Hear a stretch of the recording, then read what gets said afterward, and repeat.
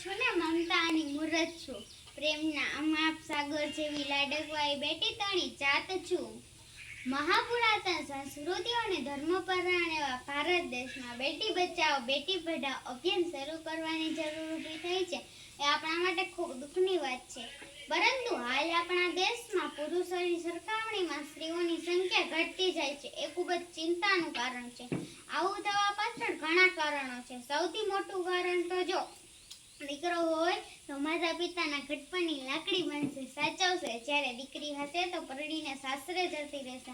એટલા માટે આપણા સમાજમાં દીકરાનું મહત્વ છે એવું અમુક લોકો માની લે છે. હરિયાણા ભારતનું સૌથી ઓછું જાતિ પ્રમાણ ધરાવતું રાજ્ય છે. આ રાજ્યમાં 1000 જેટલા પુરુષોએ દીકરીઓનું પ્રમાણ માત્ર 775 જેટલું છે. તે ખૂબ જ ચિંતાજનક છે. તેથી બેટી બચાવો બેટી પઢાઓ યોજનાની શરૂઆત હરિયાણાથી કરવામાં આવી હતી.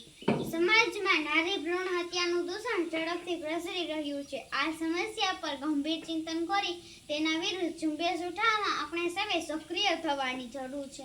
નહીં તો ભાવિની સમસ્યા વિકટ પરિસ્થિતિ સર્જશે.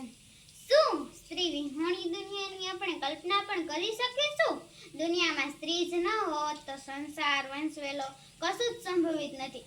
માતા, બહેન, પત્ની વગેરે સ્ત્રી સંબંધોને ઓથે જ સંસાર ટકી રહ્યો છે. જીવત જીવને જન્મ આપી શકે, મૃત પદાર્થમાંથી કદી જીવન ન સંભવે. કહેવાય છે કે પુરુષ ઘરનું આંગણું, નારી ઘરનું મોં. નારી શક્તિનું રૂપ છે, ન ભૂલો એનો જમ. નારી ભ્રૂણ હત્યા એ સમસ્ત માનવ સમાજ માટે મહાકલંક છે.